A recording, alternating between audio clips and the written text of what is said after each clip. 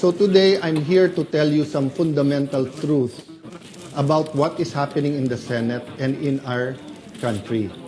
Let me start with the May 11 change in leadership and also on the walkout by the minority. In both cases, may objective. Nung May 11, kaya pala nandun yung NBI, kaya pala pinapasok ng mga nasa majority noon at nasa minority ngayon, ayaw nila magkaroon ng palitan ng leadership. Ang sinabi nila na hindi katotohanan ay dahil daw to sa impeachment. Pero yung pala, ito'y tungkol sa maraming bagay, kasama po na magkaroon ng independent, impartial impeachment, but also ayaw na magkaroon ng hearing sa Blue Ribbon na kung saan lalabas ang buong katotohanan. Marami pang ibang issue na sa mga susunod na araw ay pag-uusapan.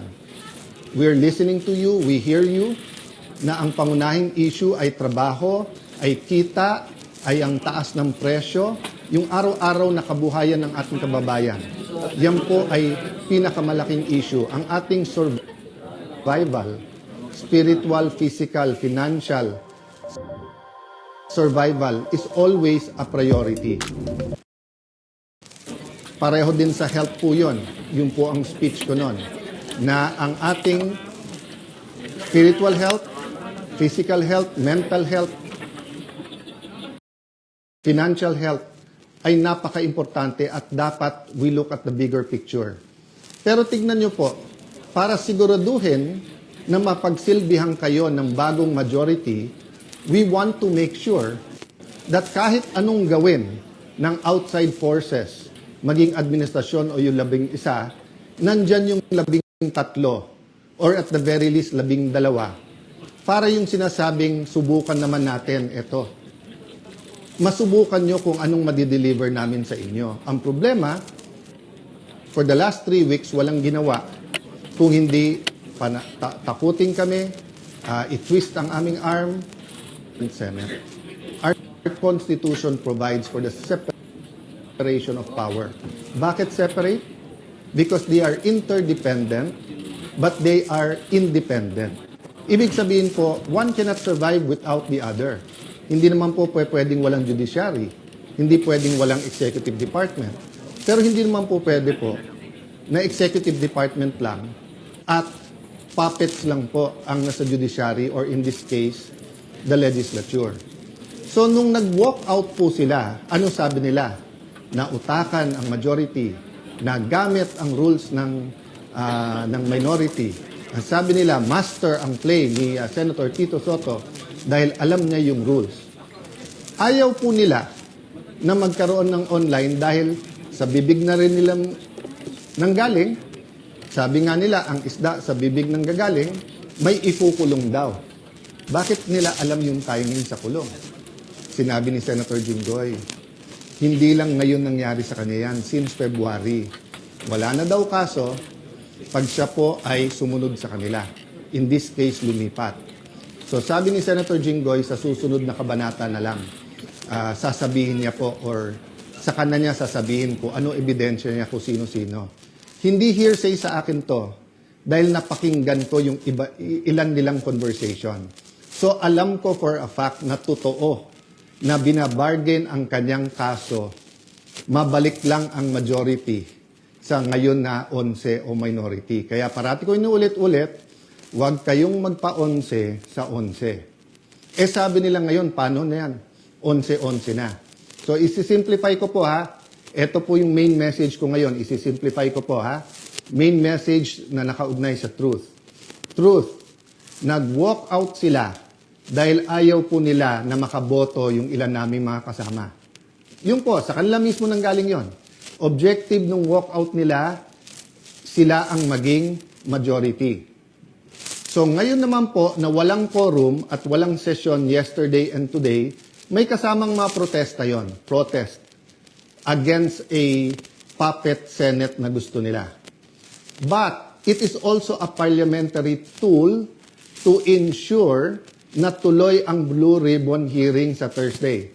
Ulitin ko po ha, ginamit nila yung parliamentary tool na walk out para po hindi matuloy ang pag-change ng rules.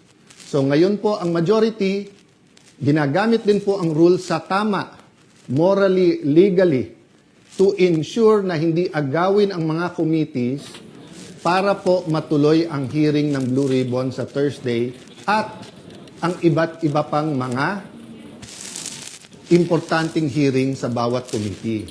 No? So alam po namin plano nila. Ang plano nila, abangan, tanggalin ang mga committee sa legitimate majority. Why do I say legitimate majority? In a completely independent Senate, 13 is 13. Kahit nasa abroad, kahit fugitive, kahit na nakakulong. In a democracy, you cannot say, I love democracy. Tapos pag minority ka, gusto mo, ikaw masunod. Pag minority ka, you have a moral influence to try to influence the majority. But you cannot supplant your decision for the decision of the majority. We have the majority. 13 elected senators out of 24. Actually, 14 kami, na-pressure nila yung isa. In the future, I can show you paano siya tinakot and I can show you kasama talaga namin ang problema na tinakot at ang pagpihit ngayon pagkakulong ni Senator Jinggoy ay ginagamit nilang panakot sa iba. Don't get me wrong, ha? I'm not blaming the Sandigan Bayan or the law or legal processes. I'm saying later on it will be revealed that they abused the Blue Ribbon Committee, they abused, di ba, yung paggamit sa investigation ng DOJ at Ombudsman. I won't go there right now because I want everyone to fully understand the situation. The situation now is that we want an independent impeachment. Magaganap po yan. Walang mga scheme, sinister plot. Basta kung anong ebidensya, lalabas yung ebidensya, and I will correct kung totoo yung reports about one senator na pag sila daw majority, malalatag nila ebidensya. Hindi po. Ang prosecution dapat ang lumatag ng ebidensya nila to convict. Ang defense ang dapat lumatag ng ebidensya nila para ma-acquit. Ang senator judges ay dapat mag-examine ng mga ebidensya. Okay? So, in accordance with the rules, and there are rules of evidence, so people will be able to judge us. So that's one important thing, the impeachment. The other important thing is yung ekonomiya natin, presyo. So in the next few days, we will be announcing to you the hard work that we're going to do in the different committees to help address inflation, to help address ang problema sa production sa agriculture, to help address yung mga walang pera sa pagpapagamot. After summer, pasukan. To help address the problems of K-12, to help address the problem ng mga gustong mag-aral, hindi makapag-aral.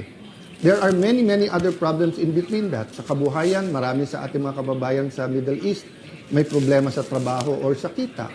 Marami sa ating importers sa taas ng dolyar ngayon, nahihirapan. So napakaraming problema. But if we allow the flood control issue, the biggest corruption issue in our history, to go unchecked, let me throw you this question. Alam niyo na ba kung ano talaga ang scheme o scam sa flood control? Ilan ba talaga ang ghost? Ilan ang hindi ghost? Ilan ang substandard? Bulacan lang ba? O maraming lugar sa ating bansa? Senador lang ba? May congressman? May cabinet member ba? May mastermind ba o wala? Ano yung real numbers? Sa 1 trillion a year, sa 2023, 24, 25. Ano ba dyan ang tama? Ngayon ba? Wala na bang corruption ngayon sa infrastructure problems? Kamusta ang ating flood control? Pag umulan ba ng malakas ngayon, makakasiguro tayong hindi babaha? So, ang dami pong tanong. Hindi po ito masasagot kung wala tayong independent, impartial na hearing. May hearing ang ombudsman, may investigation at hearing ombudsman at DOJ. But what about the Blue Ribbon Committee? We gave Senator Lacson a chance.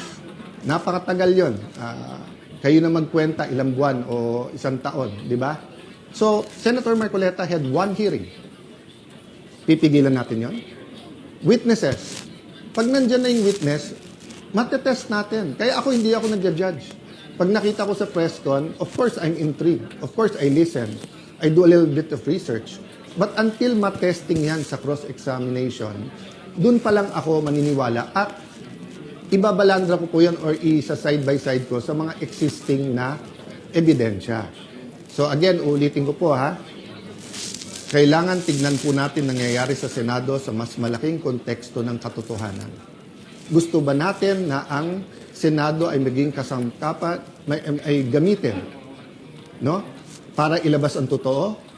O ito ay kasangkapan para itago ang totoo? Is the Senate for truth or not?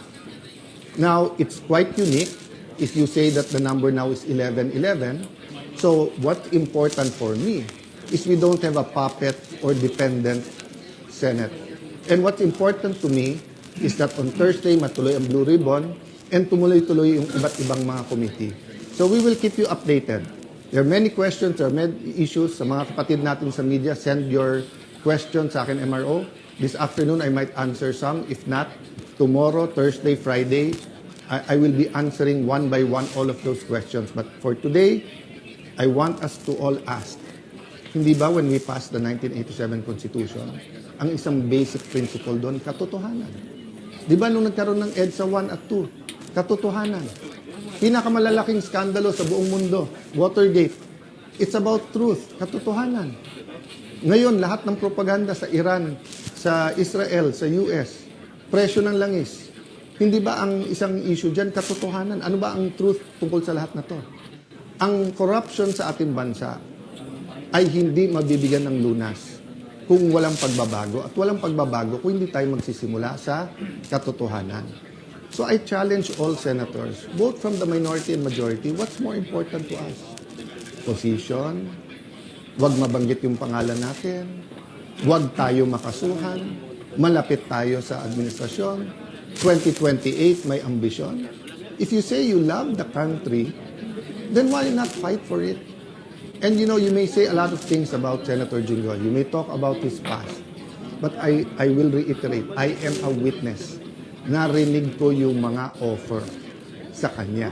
Wala ka ng kaso, huwag ka lang kakalas. Nung una, huwag ka sumama dyan kay Senator Loren. Ngayon naman, pumalas ka at join the minority. The minority senators knows this. So stop lying. You know this. Some of you are using it in talking to us. Oh, sabi ko naman sa inyo, no? Pumili tayo ng 13, I'm ready to go anytime, any day. Basta't may 13 na. Show me 13, wala nang problema. Ang pakiusap ko lang, let that be 13 that are fighting for the truth. So that the truth can finally set, all Filipinos free.